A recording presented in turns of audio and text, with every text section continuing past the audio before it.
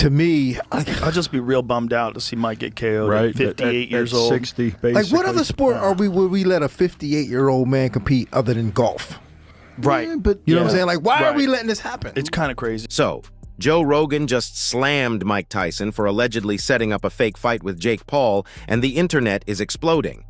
Yeah, Jake Paul versus Mike Tyson was even worse than we all imagined, and the boxing world, including Rogan, is fuming.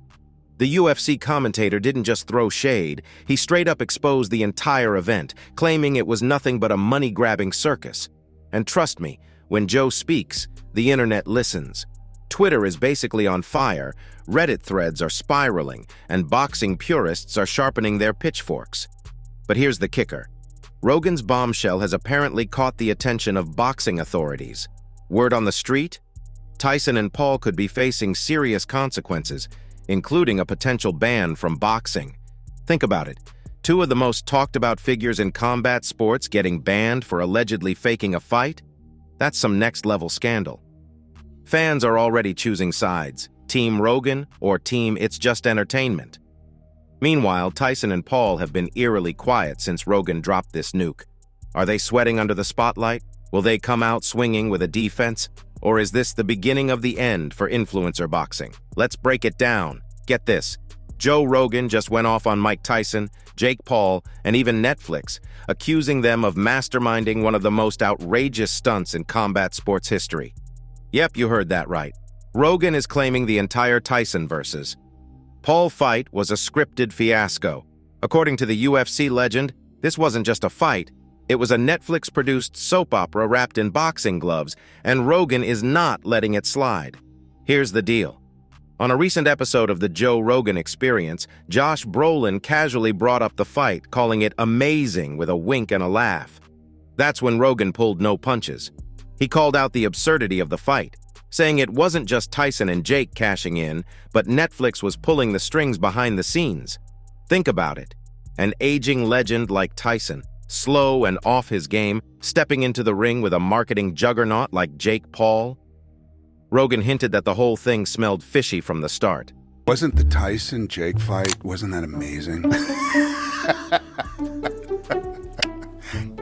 Yeah. It's amazing they got paid so much money for that. I think 20 and 40. Yeah, I think that's what I'd heard. I'm happy Mike got the money, and I'm happy that he didn't get hurt. That was my fear, that it was going to be a real fight, and he was going to get hurt. You've known him for a long time. I've known him for a long time. I love that dude. Me too. And he was a larger-than-life figure in my childhood. Truly, And me when too. I was a kid, when he was a champ, people don't understand what a champ he was. Like, he wasn't just the heavyweight champion of the world. He was an executioner. And here's where it gets wild. Rogan said that the fight's entire narrative, from Tyson's underwhelming performance to Paul's victory, felt orchestrated to rake in millions. Reports say Mike Tyson bagged $20 million and Jake Paul walked away with $40 million. But here's the kicker. Rogan hinted that this wasn't just a payday. It was a full-blown Netflix spectacle. He suggested that the streaming giant helped hype up the fight, selling it as the ultimate battle of old-school grit versus new-school bravado, only to deliver what many are now calling a scripted snooze fest. Fans who shelled out their hard-earned cash are furious. They're calling the fight a scam, a circus, and worse. Some even left the venue before the scores were announced, booing Tyson, a man once hailed as the baddest man on the planet. Tyson, who landed only 18 out of 97 punches, looked like a shadow of his former self. And Jake Paul? Well, let's just say he played his role perfectly, walking away with another notch on his influencer boxing belt. But here's where Rogan gets savage. He didn't just call out the fighters. He put Netflix on blast for turning boxing into a Hollywood production. Rogan, a lifelong combat sports fan, was livid. He said, "Boxing is supposed to be real. It's raw, it's brutal, and it's unpredictable. What we saw was none of that. It was a scripted drama designed to milk fans for money." And Rogan isn't just ranting, he's calling for action. He suggested that the boxing commissions need to investigate the fight and consider serious consequences for Tyson, Paul, and anyone else involved. Imagine this: Mike Tyson, a Hall of Famer, and Jake Paul, the so-called king of influencer boxing, banned from the sport for good. Rogan's outrage has sparked a debate across the internet, with fans flooding social media with demands for accountability. This fight was supposed to be Tyson's glorious comeback, but Rogan painted a different picture. He reminisced about the days when Tyson was an executioner, a force of nature who dominated the heavyweight division. Rogan admitted he wanted to believe in the magic of Tyson pulling off a win, but after watching the fight, his response was blunt. Magic isn't real. For Rogan, the fight wasn't just disappointing, it was a betrayal of everything boxing stands for. Here's the thing. Joe Rogan loves Mike Tyson. Like if there were a president of the Mike Tyson fan club, it would be Joe, no debate. He's always been vocal about how Tyson is not just a legend, but a force of nature that defined an entire era of boxing. That beat Larry Holmes. I think that Mike Tyson is the best heavyweight of all time. I don't think anybody fucks with him. Rogan's admiration for Tyson isn't just surface level. It's rooted in respect for what Iron Mike brought to the sport. But even the biggest Tyson fan in the world wasn't on board with this Jake Paul fight from the moment it was announced. Rogan's skepticism wasn't about doubting Tyson's greatness. Far from it. It was about reality. Let's face it, Mike Tyson is 58 years old. 58. He's a boxing icon who dominated in his prime, but time waits for no one. On the other side of the ring, you've got Jake Paul, 27, in his athletic prime, and love him or hate him, the guy's been training like crazy for years now. Rogan wasn't shy about calling this matchup exactly what it was. Unfair and borderline irresponsible. Think about it. When you look at the stats on paper, this fight had red flag written all over it. A 30-year age gap is huge in any sport, but in boxing, it's a potential disaster. Rogan has often spoken about how age affects fighters, no matter how legendary they are. Reaction time's slow, endurance fades, and that explosive power that Tyson was known for. It just doesn't hit the same when you're almost 60.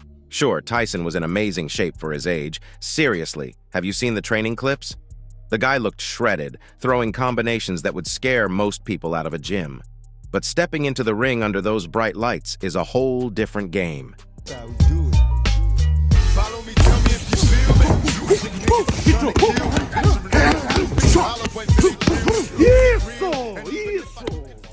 And that's exactly what Rogan feared.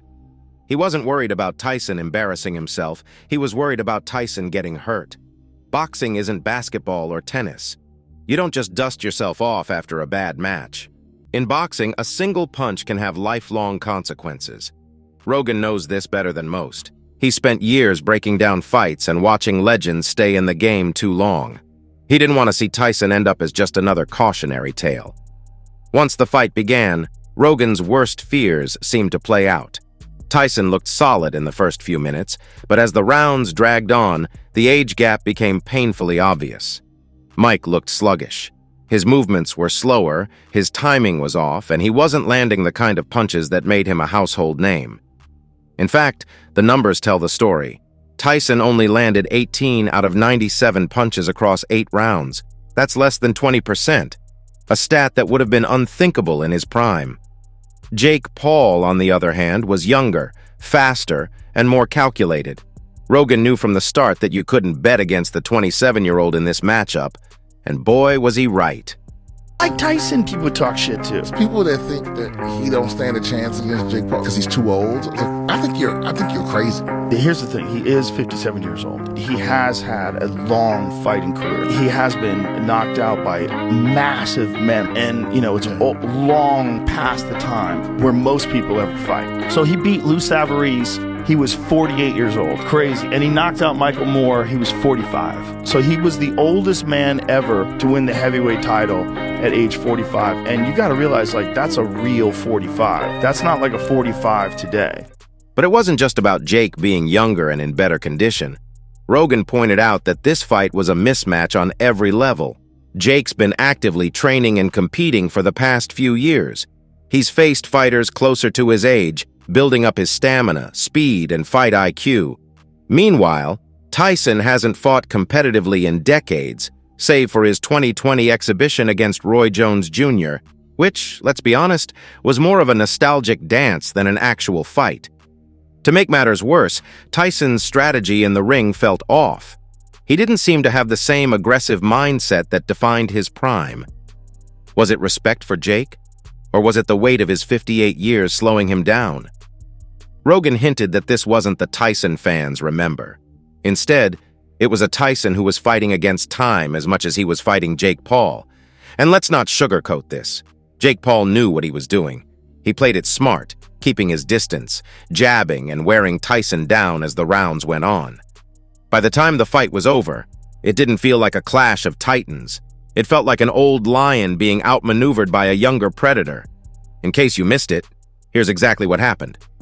The fight kicked off with Mike Tyson coming out strong, showing flashes of the Iron Mike we all grew up watching.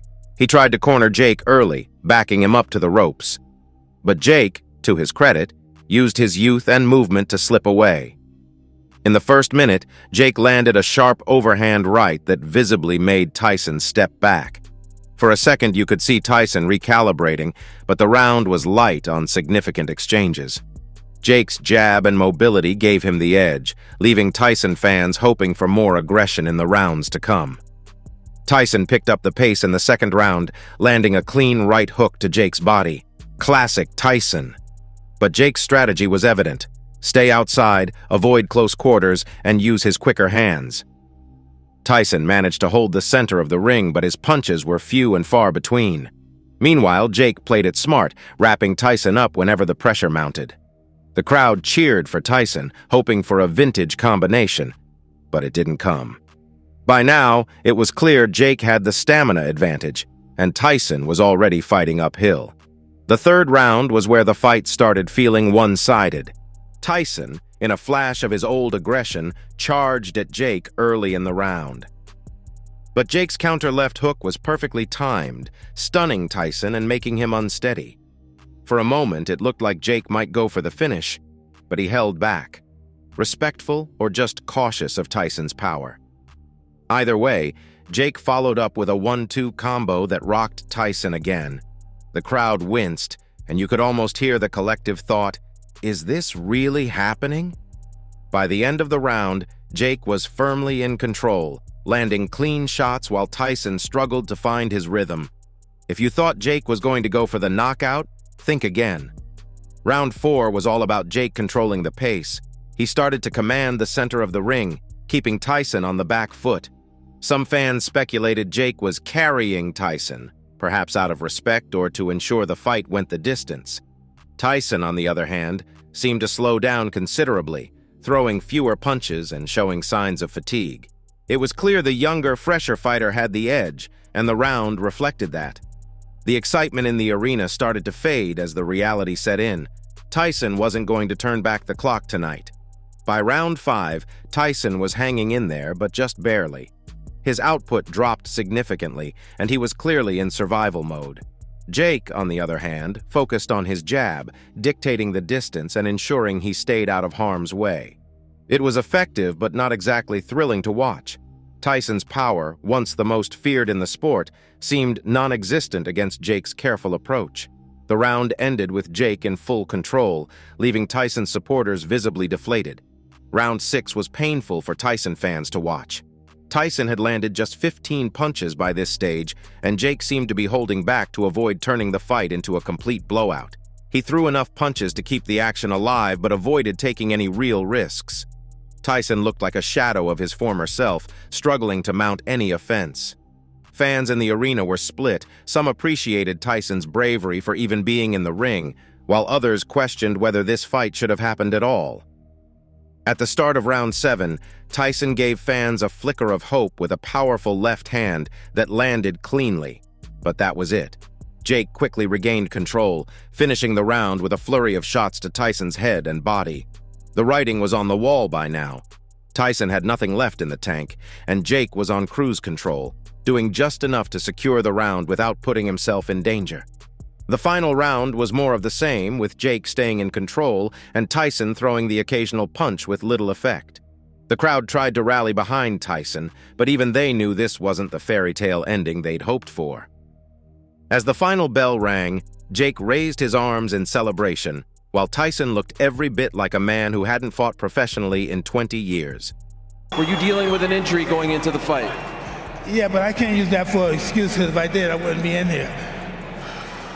The broadcast team was debating what you were doing with your glove. Was it a mouthpiece issue, or were you just biting on your glove? What was that? Could you tell us? Oh, I have a habit of biting my gloves when I fight, yes. Why do you do that? For Rogan, this wasn't just a disappointing fight. It was a painful reminder that legends shouldn't have to prove themselves in matchups like this. Tyson doesn't need to step into the ring to prove anything to anyone. His legacy was sealed decades ago. But pairing him with someone like Jake Paul? That was a lose-lose situation from the start. If Tyson won, people would have chalked it up to Jake being inexperienced. But since Tyson lost, it left fans questioning whether this fight should have happened at all, especially when Tyson's health concerns were out in the open. Yeah, while everyone was hyping up the mega fight between Mike Tyson and Jake Paul, a massive secret was lurking in the shadows. Tyson was battling a serious health crisis that could have taken him out of the fight entirely, or worse. Months before stepping into the ring, Tyson suffered a severe ulcer flare-up. It wasn't just some minor stomachache. The man lost half his blood, needed 8 blood transfusions, and dropped a whopping 25 pounds during his hospital stay. Oh, and did I mention? He genuinely thought he might die. Now here's the kicker. Tyson kept all of this under wraps. That's right. Neither Jake Paul nor his team had any clue. According to Tyson, he didn't want the fight canceled and was determined to go through with it for one last dance under the bright lights. On social media, Tyson described his mindset, saying, "No regrets to get in the ring one last time. To have my children see me stand toe-to-toe and finish 8 rounds with a talented fighter half my age, no man has the right to ask for that." Honestly, it's hard not to feel a mix of awe and heartbreak for the guy. But let's rewind a bit. Why the secrecy? Tyson's team played their cards close to their chest, possibly to protect him from public scrutiny, or maybe to avoid giving Paul any kind of upper hand. After all, boxing is as much a mental game as it is physical. If Jake knew Tyson was recovering from a life-threatening health scare, the entire narrative of the fight would have shifted. Instead, Tyson showed up and gave it his all, even if his performance wasn't the Iron Mike we remember from his prime. Joe Rogan's take? Brutal honesty. When Joe Rogan weighed in, he didn't pull any punches because when does he ever? He also questioned the people around Tyson for allowing him to step into the ring in such a condition. "Where's the accountability?" he asked. "This man has been through wars in the ring and in life. Somebody should have had the guts to say, 'Mike, sit this one out.'" Ouch.